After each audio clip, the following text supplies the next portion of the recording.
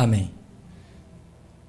Segunda carta de Coríntios, capítulo 10, a partir do verso 3 diz: porque, andando na carne, não militamos segundo a carne, porque as armas da nossa milícia não são carnais, mas sim poderosas em Deus para a destruição das fortalezas, destruindo os conselhos e toda altivez que se levanta contra o conhecimento de Deus, e levando cativo todo entendimento à obediência de Cristo.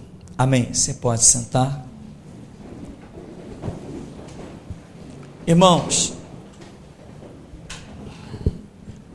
uma das coisas que de alguns anos para cá nos foi revelada é a gloriosa matéria chamada simbologia.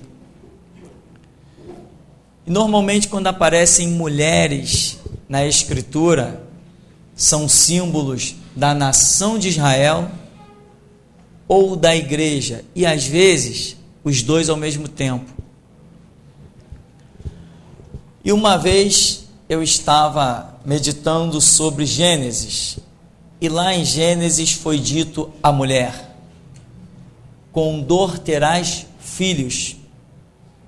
Filho é descendência, filho é discipulado. E esta palavra, com dor terás filhos, quer dizer, revela uma dificuldade, revela uma situação difícil, complicada. Não é uma coisa fácil, não é uma coisa moleza. Então, como a mulher é símbolo da igreja, para que realmente seja gerado um discípulo de Jesus,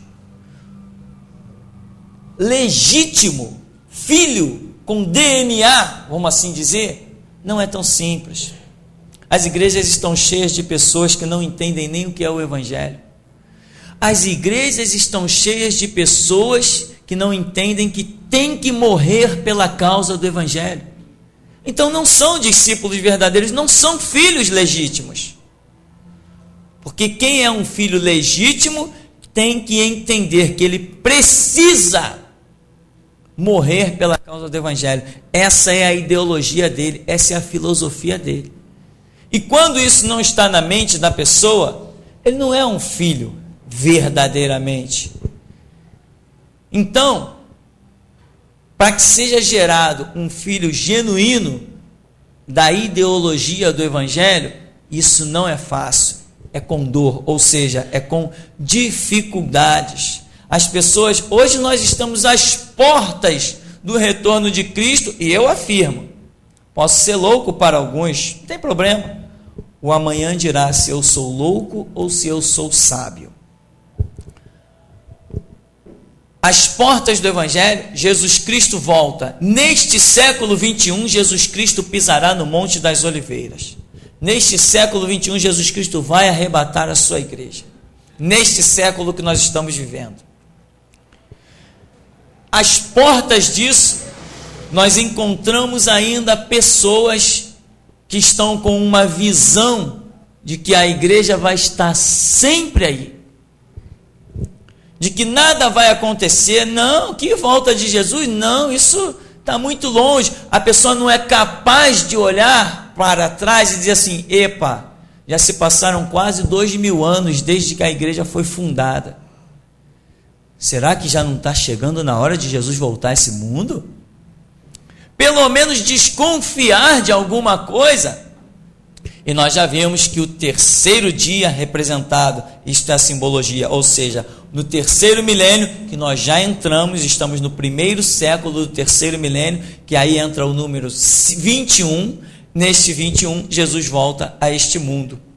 Eu aposto a minha vida nisso, mas não convido ninguém a apostar, amém? Porque a Bíblia diz, cada um anda segundo a fé que alcançou, e a fé de cada um é diferente, porque a Bíblia diz que a fé vem por ouvir, ouvir pela palavra de Deus. Cada um tem ouvido na sua quantidade, cada um tem examinado a Escritura na sua quantidade, então cada um tem uma fé diferente. Então Paulo diz, cada um anda na fé que alcançou. Agora, quanto maior a tua fé, isso significa também o teu conhecimento, mais de Deus você terá na sua vida, sem dúvida. Isso também é uma regra diretamente proporcional. Então, diante de tantas coisas que acontecem, nós vamos vendo que os discípulos de Jesus Cristo, na grande massa do que hoje se diz por aí, o censo me faz rir, né? Tantos milhões de evangélicos no Brasil. Para eles, evangélico é quem está com uma Bíblia na mão, ou quem está dentro de um templo com uma fachada com qualquer nome bíblico lá fora. Nós não vemos isso, pois a própria Escritura mostra que a dificuldade de gerar um discípulo é muito grande. Você vê que o próprio Jesus, depois de estar uma noite, uma madrugada inteira lá no monte, na presença de Deus, receber o nome dos 12 apóstolos, chegar pessoalmente, cumprimentá-los, mencionar o nome deles e chamá-los, o próprio Jesus chama 12 e chama um diabo no meio, chama um traidor. Jesus não chamou um traidor, chamou alguém para ser remido e lavado no seu sangue, mas o camarada se corrompe, chamado pelos próprios olhos do Senhor Jesus pessoalmente. Então, um discípulo não é fácil. Esse é só um exemplozinho. Para ser um discípulo não é fácil. Vê que Davi tinha homens de confiança. Aitofel era um homem de confiança de Davi. Depois Aitofel trai Davi e vai ser conselheiro de Absalão, que fez uma rebelião e quis matar o próprio pai. Aí Davi escreve o salmo dizendo: até o meu amigo íntimo que mete comigo a mão no prato me trai. Até aquele que come comigo na mesa me trai. Então, ser um discípulo genuíno, isso é difícil. E a nossa luta nesse lugar, meu irmão, está aí, centro bíblico, CD, DVD, tem cada conteúdo nesses DVDs aí fantástico. Eu digo assim, só mesmo Deus para fazer esses DVDs chegarem até aqui o ministério. São DVDs incríveis que antes eu nunca tinha ouvido falar neles, nunca tinha assistido aquilo em lugar nenhum. E hoje, depois que nós inauguramos esta sala de vídeo, chegaram materiais fora do comum.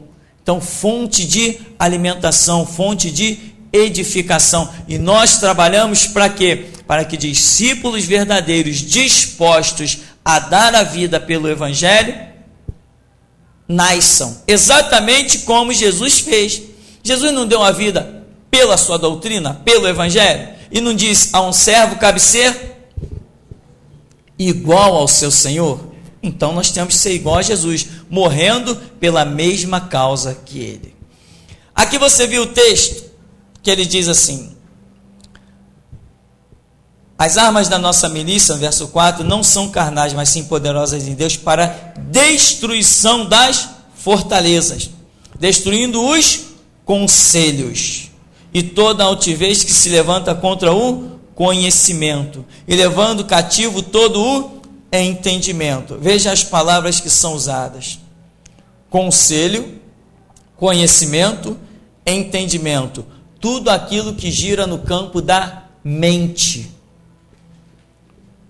3 palavras Paulo está usando, palavras que giram no campo da mente. Conselho, ele não está falando coisas físicas, ele está falando só coisas abstratas, coisas que não se pode pegar. É o conselho, é o conhecimento, é o entendimento, que ele diz, levando cativo todo o entendimento, a obediência de Cristo. Então, meu irmão, ele diz, as armas da nossa milícia não são carnais, elas são poderosas em Deus para mover isso. O que acontece? Nós estamos aí em meio a uma época de eleição, irmãos. Não me interessa falar de política, meu assunto não é esse. Mas todo ano nós vemos o povo evangélico ferver, Isso prova que esse povo evangélico que se atribula em época de eleição, que começa pela internet, não vote em fulano, aí aquela lista de e-mail de 500 e-mails, não vote em fulano, porque fulano disse que vai aprovar a lei não sei o quê, não vote em cicrano, porque o cicrano vai aprovar a lei não sei das quantas, não, porque não sei quem vai exaltar os homossexuais, não sei quem vai perseguir a igreja. Meu irmão, esse desespero prova que a pessoa não é ainda um discípulo como deveria ser. A Bíblia diz que Jesus Cristo veio ao mundo quando? Na plenitude dos tempos. Ora, mas Jesus Cristo veio ao mundo quando o mundo estava numa das suas piores guerras. Israel estava cativo, oprimido. Roma, com toda a sua idolatria, dominava o palco de Jerusalém. Mas a Bíblia diz que Deus mandou Jesus Cristo no momento exato, no momento propício, no momento mais certo da história, foi que Jesus Cristo veio ao mundo. Dá para analisar, irmão? Dá para parar e pensar? Como tem crente tonto por aí. Ora, Deus poderia ter dito assim, peraí, não, vou fazer meu filho nascer no reinado de Salomão, porque a Bíblia diz que no reinado de Salomão não houve guerras, porque Davi antes dele já tinha conquistado tudo. O reinado de Salomão foi de plena paz e ele prosperou só fazendo construção, porque não tinha nenhuma guerra. Me diz qual foi a guerra que Salomão foi? Em qual guerra Salomão saiu para guerrear? Não teve guerra no tempo de Salomão, só tinha paz. Por que Jesus Cristo não nasceu no tempo da paz? Ele veio nascer quando Roma está dominando, ele veio nascer no tempo da guerra. A igreja não foi gerada na paz, a igreja foi gerada na guerra. Então, Deus poderia dizer assim, não, agora eu não posso mandar Jesus. Roma está dominando. Como que ele vai se safar no meio daqueles soldados? Mas quando alguém chegou lá para prendê-lo, voltou quietinho. Depois, por que você não trouxe o prisioneiro? Não, ninguém fala como ele. Jesus quer implantar a sua igreja em qualquer governo que levante. O problema é que a igreja se torna cativa porque ela não tem a linguagem de Cristo. Se nós falarmos ousadamente, vai ser a mesma coisa. Prende. O anjo vai lá e solta. Prende de novo, o anjo vai lá e solta. Vamos largar de mão esses caras. Se essa obra for de Deus, a gente não pode combater mesmo. A questão é que tem que se dizer a nosso respeito, irmão. Ninguém fala como eles. Nós não podemos ter a mesma linguagem que os outros crentes por aí têm. Nós temos que ser revolucionários. Eu já vi igrejas escandalizadas porque alguém na televisão disse assim, Jesus foi um revolucionário. E as pessoas dizem, fulano, tá vendo? Que blasfêmia. Pois eu digo, Jesus foi um grande revolucionário. Ele me livrou de comer farofa com os demônios e me pôs assentado num trono. Isso é revolução. Isso é glória tremenda. Aí vem a época de eleição. Aí as pessoas, cuidado com o presidente é isso, aquilo outro, é amigo não sei de quem, o governador é filho do satanista, é parente do da quimbanda, é genro do da umbanda, o que nos interessa, irmão? Cuidado com o prefeito, olha, eu vi o prefeito lá não sei aonde, oferecendo sacrifícios na encruzilhada, tá aí daí, a igreja ferve em época de eleição, mas ferve com os crentes fracos, porque para nós, igreja do Deus vivo, não interessa nem que o diabo assuma o trono. Para nós não interessa, porque Jesus Cristo diz, eu edifico a minha igreja contra as portas do inferno, e as portas do inferno não prevalecem contra a minha igreja. Isso é ser filho, gerado do mesmo código sanguíneo, do mesmo DNA. O meu Pai, que é Jesus Cristo, prevaleceu, eu prevaleço também. Mas a igreja, os cristãos ficam desesperados. Bom, se nós examinarmos a vida dos homens de Deus, dos apóstolos, de Jesus, nós não vamos ver nenhum desespero. Mandaram um recado para Jesus. Aí, Senhor, foge. Herodes quer matar-te. Imagina alguém dizer para Jesus, foge. É uma piada. Imagina alguém dizer para mim, foge. É piada. A um discípulo cabe ser igual ao seu Senhor. Eu não fujo, eu não arredo o pé. Eu só vou para onde Jesus me manda ir. Se ele me disser, vai para o deserto de Sidom, lá vou eu. Vai para os montes, lá vou eu. Vai para os desertos, eu só sigo a ordem do meu Senhor. Ninguém me amedronta. Mandaram para Jesus o quê? Uma ameaça. Senhor, foge, Herodes quer te matar. Ameaça, irmão. Não foi uma ameaça? Quem era Herodes? O manda-chuva, o dono do poder, o que dava ordem para matar, o que dava ordem para soltar, o que dava ordem para viver. Herodes, o dono do poder, o todo-poderoso do mundo, o servo do diabo em primazia. Quando Jesus recebe essa ameaça, ele tremeu, ele estremeceu, ele ficou apavorado. Ele falou assim, não, vai lá e diz para aquela raposa, ou seja, vai lá e diz para aquele ladrão. Raposa é aquele bichinho ladrão, pior do que gato. Vai lá e diz para aquele ladrão que eu não estou nem aí para ele. Me convém andar hoje e amanhã e no terceiro dia eu sou consumado. Eu não estou nem aí para ele. Esta é a posição da igreja. Não estou nem aí para os governos. Que o diabo com tridente, chifre e rabo suba no poder. Eu vou mostrar para ele qual é o sangue que está sobre a minha vida.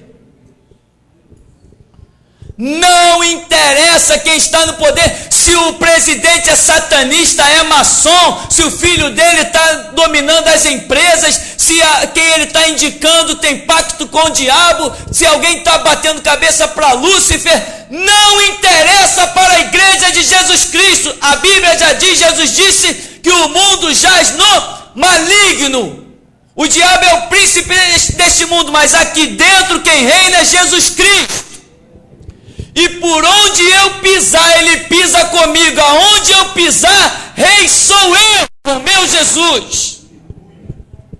Ou não está escrito, nem o mal vos sucederá, nem praga alguma chegará à vossa tenda. Se eu estou aqui dentro, eu estou com ele. Se ele me manda lá fora, aonde ele me manda, ele me garante.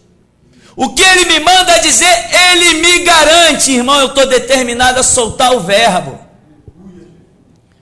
Eu estava orando ao meu Senhor, não foi agora não, essa oração já tem mais ou menos, de 2 meses para cá eu fiz uma sequência de oração e disse assim, Jesus, eu vou botar o teu poder à prova, me diz o que falar e tu vai ver se tu não pode contar comigo. E esse vídeo que nós fizemos, intitulado Delegada Iono, meu irmão, só Deus, eu tenho uma coisa eu sei, que esse vídeo vai me gerar uma coroa tremenda, isso eu sei, esse vídeo é fantástico, e o que nós vamos fazer com ele, distribuindo dentro do Fórum Central da Praça 15, depois vamos distribuir na mão dos policiais e alunos da ACADEPOL, Academia de Polícia Civil, isso vai me dar um galardão tremendo, e uma vez um profeta se levantou na minha frente e disse assim, olha homem, assim diz o Senhor, muitos desejarão uma coroa como a tua, mas não é possível mesmo, porque eu estou disposto a viver e morrer por Cristo. Eu não brinco de evangelho, você aí não é fonte de renda para a minha vida pessoal, nem para a minha família, você aí é a herança do Senhor, e eu prego assim que é para você, entre pelo reino de Deus adentro. E as pessoas ficam desesperadas, que o prefeito é satanista, problema dele, se ele quer ser burro e comer comida lá na encruzilhada. Mas eu quero ver ele bloquear a caminhada de Jesus Cristo sobre a terra. Só vai bloquear quando Jesus tiver que dar passos através de covardes. Mas se ele for dar passos através de valentes, ninguém detém um valente. Ninguém detém quem está disposto a viver e morrer por Cristo. E a palavra de hoje está abalando gente aqui dentro. Eu não digo que é difícil gerar um discípulo. Tem gente que está meio Sabe? Será que é mesmo? Poxa, mas será que eu vou morrer? Quisera eu morrer pelo meu Senhor. Não ia nem passar pelo paraíso, eu ia direto para debaixo do altar. Porque é esse o caminho dos mártires, é esse, vai direto para debaixo do altar, enquanto os outros estão esperando lá no paraíso pela ressurreição. Ou você acha que quanto maior o sacrifício por Cristo não tem uma maior recompensa? Ele é justo e íntegro. Ele galardoa cada um segundo as suas obras. Então, irmão, veio uma ameaça. Herodes quer te matar. Caramba, Herodes quer me matar, mas eu não fiz nada para ele.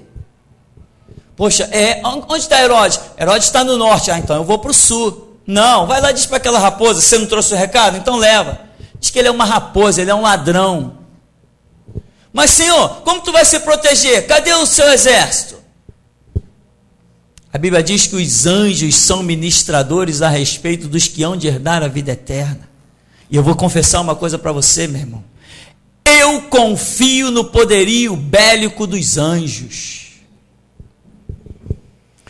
E ultimamente Deus tem trazido muitas pessoas até a mim para contar visões dos anjos neste lugar. Anjos com lanças, anjos com espada, anjos guerreiros, anjos vestidos de armaduras, anjos de várias situações, e o Espírito Santo está dizendo, não despreze isso, não despreze isso, porque isso é real, isso é para guardar, isso é para proteger. Ou seja, eles guardam e protegem, acabou a história. O que nós não pudermos resolver, eles resolvem. É assim que Deus tem falado comigo. E eu não estou desprezando. Diante de tudo isso eu estou dizendo para Jesus, Jesus, me dá a direção. O Senhor vai ver, se eu tiver que fazer uma mensagem pregando contra o presidente, eu faço. Contra o governador, eu faço. Contra delegado, já está estampada. Brevemente a gente joga na internet. Eu faço e não quero saber do resultado. Quero saber que obedeci ao meu Senhor. Isso é que eu quero saber. Irmão, são 25 anos de caminhada. E eu vou te dizer uma coisa. 25 anos de caminhada na palavra. Quando eu cheguei na igreja a primeira vez que eu vi um pastor usando a Bíblia para pregar, eu falei, esse negócio de evangelho tem um livro para se basear. Amanhã eu estou com o meu. Saí dali, já comprei uma Bíblia no camelô, comprei uma Bíblia lá, bem baratinha, na minha condição, e comecei a me alimentar da Escritura, me alimentar da Escritura, me alimentar da Escritura. E eu fui me alimentando da Escritura de tal maneira que se alguém ousasse dizer assim, no Novo Testamento de Gênesis, de Mateus a Apocalipse, tem a frase tal, tem o dito tal, diz assim, não tem não, aquilo lá eu conheço. E quantas vezes pessoas ficaram impressionadas comigo, mas a Bíblia é muito grande, como é que tu pode dizer que isso não está escrito? Não está, pode examinar quanto quiser, porque não vai achar, porque eu conheço a palavra do meu Deus. Me alimentava, comia mesmo, e até hoje a minha fonte de vida é Bíblia, a palavra de Deus. Como meu tempo é pouco para ler, às vezes, enquanto eu estou trabalhando, eu solto lá no computador como um fundo musical, vamos assim dizer, a Bíblia. Eu vou ouvindo e trabalhando, porque eu não tenho tempo de ler duas coisas ao mesmo tempo. Então, vou lendo uma e ouvindo outra. E te digo mais, Deus me deu graça para isso. Não sei se todas as pessoas conseguem fazer isso. Ao mesmo tempo que estão lendo uma coisa, estão ouvindo outra e se apercebendo das duas. Não sei se isso é normal, eu sei que eu tenho essa graça, mas já vi muita gente dizendo que isso não é possível, mas para mim é bem possível, eu posso ler e ouvir ao mesmo tempo. Deus nos dá a graça, porque nunca nos dá um fardo maior do que o que podemos carregar. Então, meu irmão, a ameaça do rei para Jesus foi o quê? Foi ignorada. Jesus não fugiu, Jesus não correu, Jesus não temeu, Jesus não vai lá e diz para Herodes, eu não estou indo nem para ele, eu não estou falando nada contra ele não, diz para ele que se eu ofendi ele alguma coisa, que ele aceite as minhas desculpas. Conversa fiada, vai lá e diz que ele é um ladrão. Aqui, irmão, na história de Jesus, nós nunca vemos Jesus preocupado com quem vai subir no poder. Ao contrário, quando Pilatos está diante de Jesus, ele ouve uma declaração tremenda. Pilatos diz assim, tu não está vendo? Tu não te defendes? Olha o que estão acusando. São os da tua própria nação que te entregaram a mim. Tu não reconheces que eu tenho poder de te soltar ou de te mandar crucificar? Aí Jesus quebra o silêncio e diz assim, ô louco, nenhum poder tu terias se do alto não te fosse concedido. Que história é essa de tu ter poder sobre mim? Quem te iludiu? Ou seja, Jesus está reconhecendo que ele está ali diante de Pilatos, cumprindo um plano de Deus. Assim é conosco.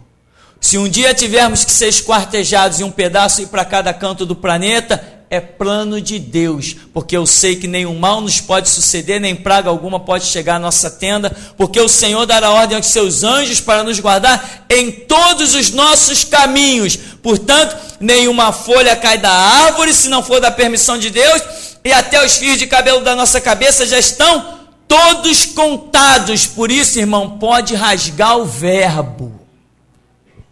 Pode ser ousado, intrépido, abusado, valente, folgado, o nome que for, desde que a tua espada seja a verdade, sai fazendo a obra. Porque ninguém vai te deter, ninguém vai te parar, ninguém vai obstruir a tua caminhada. Jesus chega ali em Mateus 23, e ao contrário do que seria nos dias de hoje, né? Muita gente não pode falar isso, não pode falar aquilo, gente preocupada com um monte de coisa. Jesus chega em Mateus 23 e chama os escribas, os fariseus, os saduceus de quê? De hipócritas. E começa a denunciá-los, dizendo, vocês com o mosquito engolem o camelo. Vocês estão dizendo que a oferta é santa e estão desprezando o altar. Vocês estão dizendo que desonrar pai e mãe não tem problema nenhum. Vocês desprezam Deus e os seus mandamentos. Jesus sai denunciando todo mundo. E hoje a grande pergunta é, como nós vamos combater o mal? Esses últimos dias que passou, irmão, tinha gente que não se contentava em me mandar um e-mail só a respeito de história de eleição e lei de Congresso. Mandava 2, 3. Eu levei mais ou menos uns 40 minutos abrindo e-mail. Tudo bem que a internet é uma tartaruga, mas levei uns 40 minutos abrindo e-mail. Fiquei impressionado com o pavor dos que se dizem cristãos. O medo. Eles estão querendo, os cristãos estúpidos, estão querendo que Jesus Cristo desça do céu e suba num trono em Brasília para reinar, para que eles vivam na sombra e na água fresca. Eles não entendem que eles estão sendo alistados no exército, que eles precisam ir para a guerra, que eles precisam pelejar, que eles precisam conquistar, eles precisam pagar o preço. Eles estão querendo que o mundo fique em paz. Se o mundo tivesse algum detalhe de paz, Jesus Cristo não seria crucificado. Se o mestre foi crucificado, como cristãos estão querendo paz? Não, vamos votar não sei em quem, porque não sei quem é cristão dentro da igreja, mas no Congresso é mercenário igual todo mundo. Tem cristão de fachada, lembra da Benedita? Lembra do garotinho? Quem mais? Uma leva de políticos dentro das igrejas de Bíblia na mão. Cristãos lá fora comprando, corrompendo, sendo corrompido.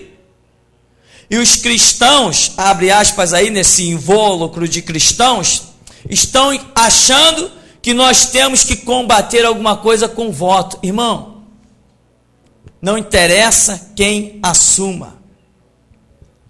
Se as trevas dominam, eu vou combatê-las com a luz.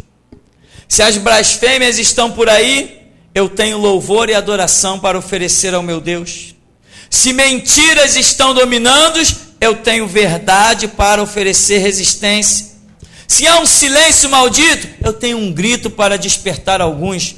Paulo diz aqui: as armas da nossa milícia não são carnais, mas sim poderosas em Deus para a destruição das fortalezas, destruindo os conselhos, a altivez, tudo que se levanta contra o conhecimento de Deus, para levar cativo todo o entendimento à obediência de Cristo. Essa é a nossa guerra, essa é a nossa batalha. A igreja é a resistência desse mundo, a igreja é a resistência desse sistema. Ou seja, Jesus não nos chamou para dominar o sistema, nos chamou para oferecer resistência a ele, porque a resistência ao sistema é a própria prova de que nós verdadeiramente amamos a justiça e aborrecemos a iniquidade.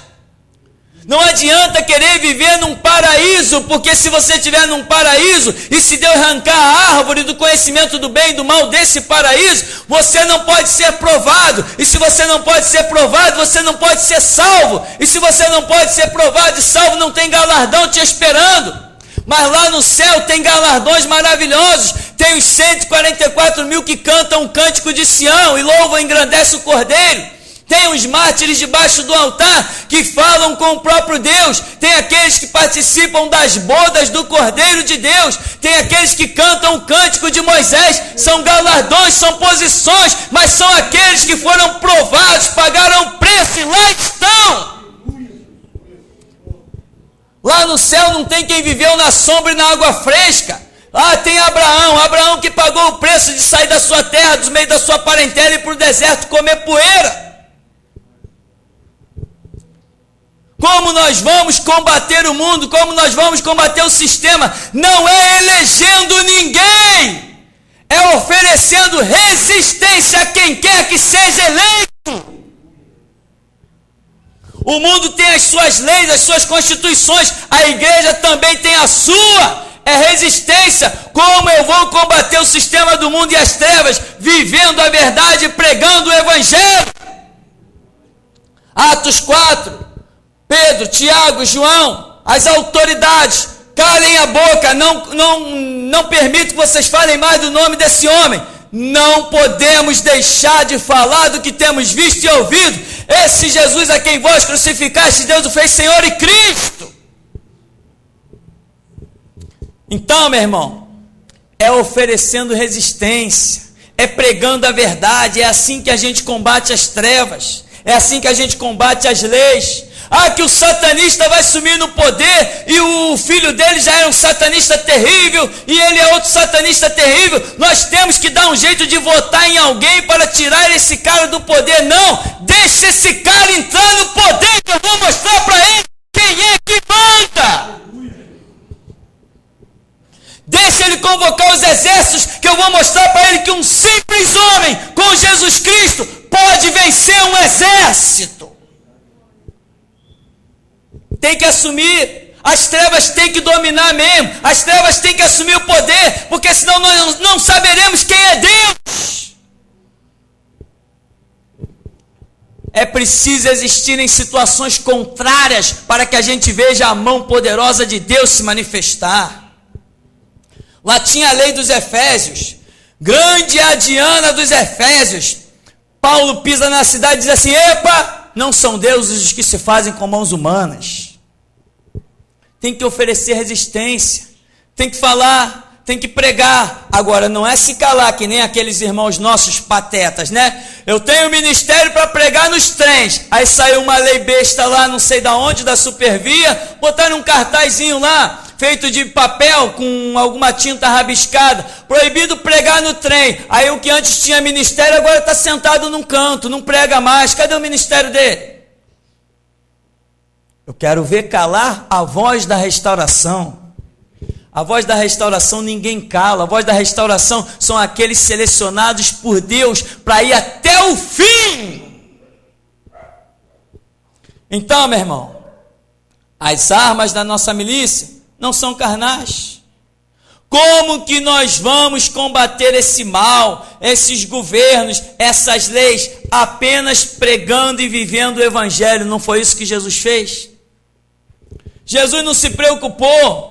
Olha, Roma vai ter um congresso aí para eleger um novo senador, para eleger um novo governante, um novo líder da província. Vamos até Roma para ver o que eles podem fazer pela gente. Não, quem não se mistura. Que eles lá no reino do diabo façam o que bem quiser, o que bem entender. Nós aqui continuaremos seguindo Jesus Cristo. Então, meu irmão, como nós vamos combater o mal? Com o bem. O bem que Deus nos deu a pregar. Como nós vamos combater as trevas? Com a luz. Jesus não falou, vós sois o sal da terra? Vós sois a luz do mundo, e não se pode esconder uma cidade edificada sobre o monte. Então é isso que nós vamos fazer. Mas eles são mais do que nós. Nós quem? Quem é mais do que nós? Não disse Eliseu? Maiores são os que estão conosco, mais são os que estão conosco do que os que estão com eles? Quantos cercaram Elias? Várias vezes. Quantos capitães de 50 foram lá? Homem de Deus, desce aí que o rei quer falar contigo. Se eu sou homem de Deus, que caia fogo do céu e te consuma. Quem é a maioria quando Deus está no negócio? Nós não temos nunca que nos preocupar com quem assumiu ou vai deixar de assumir o governo. Isso não nos interessa. Esse medo dos evangélicos, talvez essa mensagem ao longo de alguns anos consiga acordar alguns, né? Só alguns, todos não, porque tem crente que vai continuar morto, porque tem gente que tem um sono tão pesado que por mais que se grite, não acorda.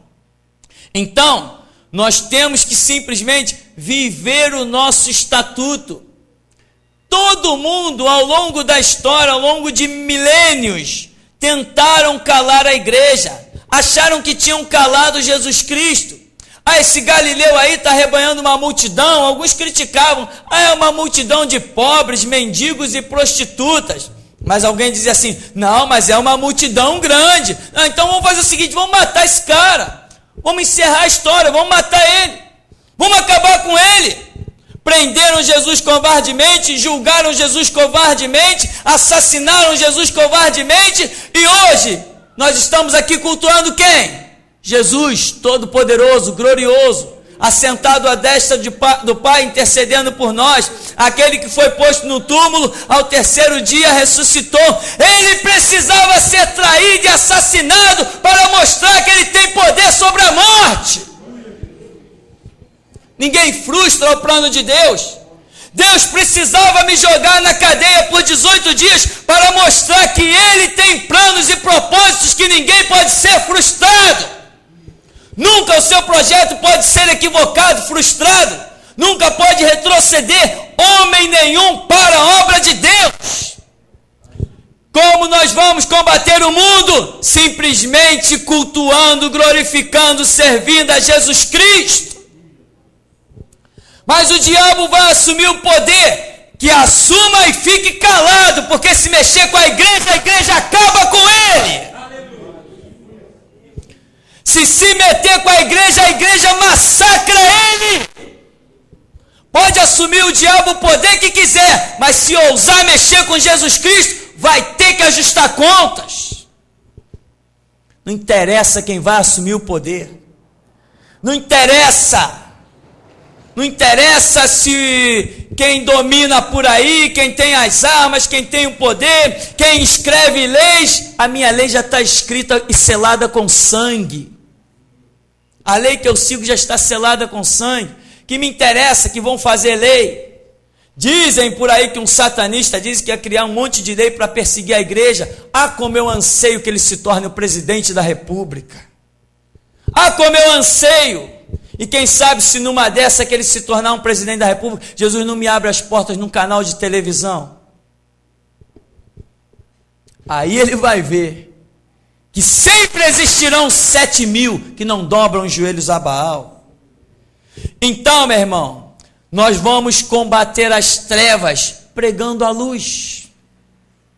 Nós vamos combater as blasfêmias e os horrores desse mundo simplesmente seguindo o evangelho, com a predisposição de, se preciso for, selar a nossa confissão com o nosso sangue, conforme declara Apocalipse 12:11. Então, meu irmão, Quando algum crente vier com um papo para cima de você, não pode votar em fulano, porque fulano vai aprovar a lei do homossexual. Você diz assim, o que eu tenho com isso? Eu já tenho a minha própria lei. Não pode votar em cicrano, que cicrano vai perseguir a igreja. Tá, e a igreja é perseguida há 2000 anos de história. E hoje o que nós nos intitulamos? De igreja de um Deus vivo. Ninguém abate a igreja. Ninguém vence a igreja. Ninguém derrota a igreja. Será que nós não temos exemplo suficiente? 2000 anos de história não está sendo suficiente para muito crente entender que a igreja é indestrutível. Ela vai cumprir o papel dela e neste século Jesus Cristo arrebatará, sabe o quê? A igreja, porque ela sobreviveu 2000 anos de história. Se ela não tivesse sobrevivido, não haveria arrebatamento. Então, meu irmão, esquece o poder do mundo. Você tem que ter a sua vida no altar. Elias, onde tu está, Elias? Estou no monte, na presença de Deus. Mas lá embaixo, quem está governando? Lá embaixo está governando Jeroboão. Lá embaixo está governando Baal com os postes ídolos. Lá embaixo está governando quem quiser. Mas e você, Elias? Eu estou bem com Deus. Elias, agora entra na cidade e faz um reboliço. Aleluia! Glória a Deus! Elias, agora desce desse monte. Apresenta-te a Acabe. Elias vai lá para Acabe e diz assim, olha, eu sou profeta do Senhor e vocês são 450 profetas de Baal. Vamos para o Monte Carmelo e o Deus que responder por fogo é Senhor em Israel. Aleluia! Glória a Deus! Aleluia, Deus!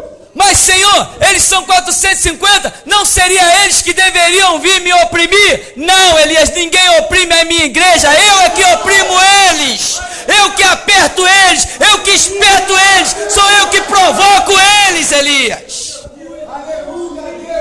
Elias, eu habito em luz inacessível, ninguém me provoca, ninguém me agride, ninguém pode chegar a mim, eu é que chego até eles, eu que provoco eles, Elias. Quem vai subir no poder? Que suba o diabo nesta nação. Que o prefeito seja Satanás, que o presidente seja o anticristo, que o governador seja o filho do diabo, e eu quero ver a igreja ser abatida por eles. A igreja foi plantada e jamais será abatida. A única coisa que destrói a igreja é a própria falta de fé dos cristãos. Nada bate a igreja. 2000 anos de história. Não é o bastante? Fica esses crentes pateta enchendo nossa caixa de e-mail aí com um monte de coisa sem sentido. Que não sei quem vai aprovar o aborto. Problema de quem fizer aborto, eu não faço. Problema de quem quer fazer. Quem tem a sua vida toda desregrada e problemática, que não tem controle na sua vida, nas suas emoções, que fica por aí, vivendo semelhante a um animal, problema deles. Eu tenho dignidade, eu sou remido e lavado pelo sangue de Cristo, eu tenho princípios, tenho conceitos. O Evangelho me deu esses conceitos. Vão aprovar a lei do homossexualismo da porta para fora, que aprovem qualquer coisa. Eu quero ver aqui dentro vir aprovar. Então, meu irmão, não interessa quem vai subir ao poder. E eu faço votos que o diabo suba ao poder, porque eu sou bem maior que ele. Sou muito maior que o diabo, tanto sou que ele não ousa aparecer na minha frente. Porque ele sabe muito bem a distância que nos separa. Então, meu irmão, não interessa esse papo de quem vai assumir. Não, vota num, porque esse camarada aqui vai fazer isso, fazer aquilo outro. Não vamos votar nele. E começa aquele desespero, começa aquela coisa horripilante. Não, meu irmão. Põe a tua vida no altar de Deus.